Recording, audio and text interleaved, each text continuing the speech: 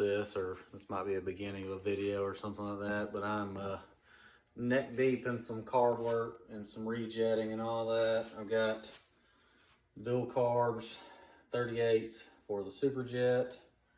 I'm gonna rejet it because now that it's already polished, everything, it's 718 now. And I got the factory B pipe on there now, so it's got to be completely rejetted to a different everything. Just got done getting this thing put together and got it stuck in here for right now. But I've got the factory B pipe manifold that I've got to drill out and tap for the dual cooling. So that's what I'm working on right now. But yeah, that's it in there right now. She's not far from being up and running, so we're working on that right now. And all right, now that I've got this drilled out for the dual cooling with the R bit, I've got my little brass fitting and all that. I've got it's a 3/8 barbed in, and then I'm pretty positive it's the 1/4 inch is what I've got far as the MIP or MPT, whichever one you want to call it. We just got to get this threaded so it'll fit in there. I did buy a little bit bigger one. I was considering doing the actual 3/8 MPT, but I'm just going to stick with the same thing that was from the factory, factory pipe. So we got to get the thread for this and get it fixed up.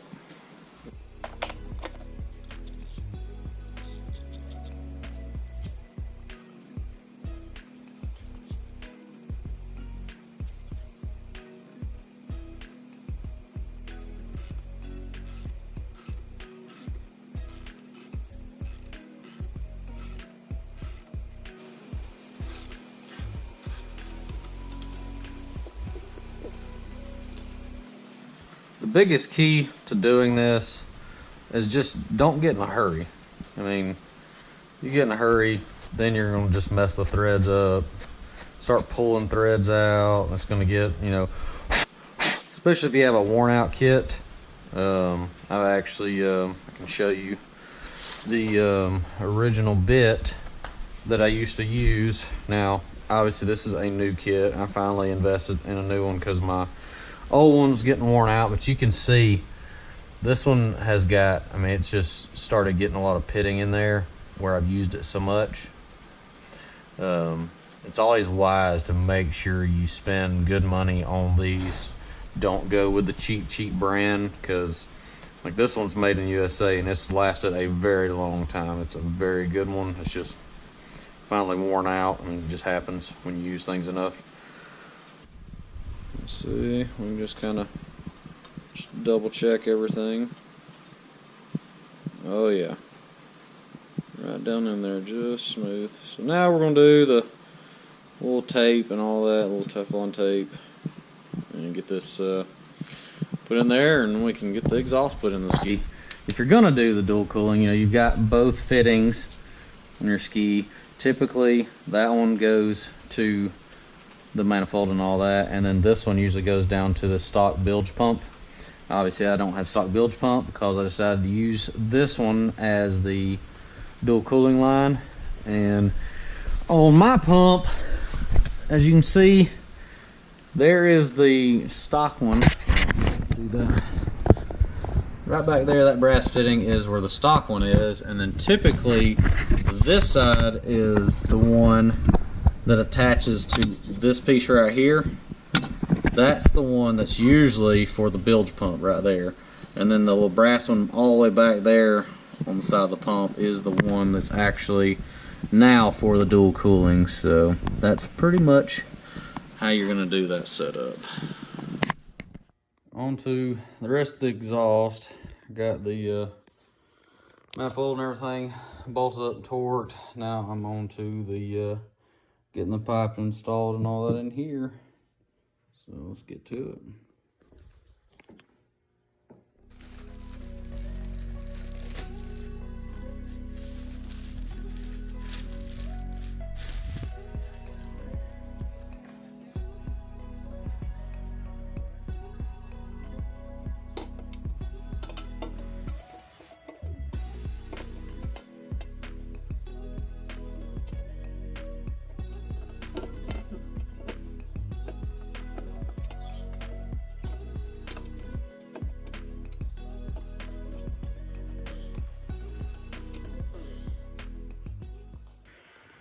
Situation I'm in right now is the pipe is touching on this rib, and then barely touching back here where the coupler is. It's barely touching there. So I'm gonna have to pull everything out and then grind those down a little bit to give me just a little bit of space.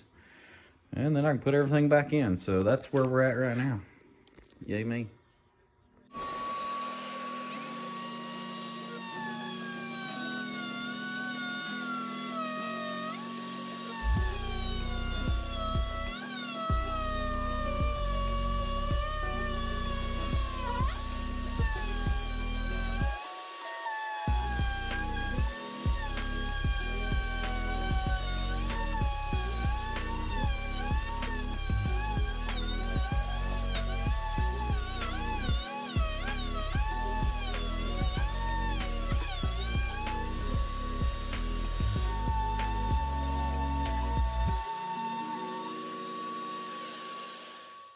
Obviously I didn't video a whole lot of getting this in because there's a lot of wrestling it and all that, but I've got it attached there. I've got it all attached there. The clearance is good. It's not touching the motor mount and all that. So pretty much everything is in other than the, obviously I'm gonna do the battery box and all that, and the carbs. Still waiting on the carbs to get my jetting and all that. Still waiting on all the jets, and then I got the Rebo kits already, so I'm gonna slap those together. I've cleaned up a lot of this stuff. I don't know if y'all remember, this thing looked rough. Got it cleaned up. I've got both the carburetors cleaned and repainted and all that, so they look good. So we're just kind of on standby. The carburetors are honestly the only thing that's kind of holding me up at this point. Everything is installed, but yeah, super close. So close. Dang, I can't wait to fire this thing up and see how it runs.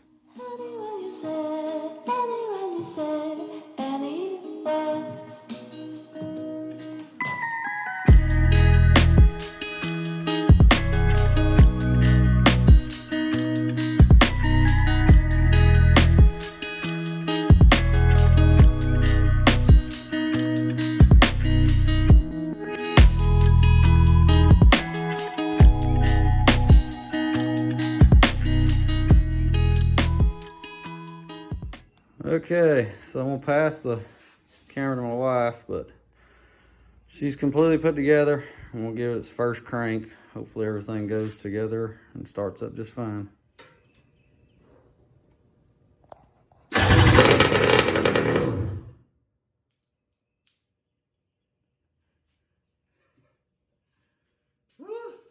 Still nervous. Okay, let's try it again. She should have enough in there now.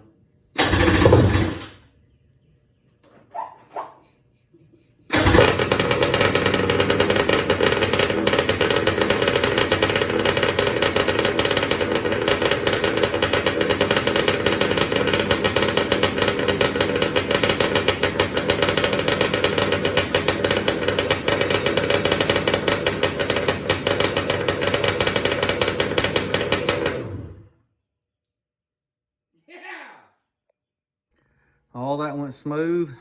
I'm glad nothing messed up.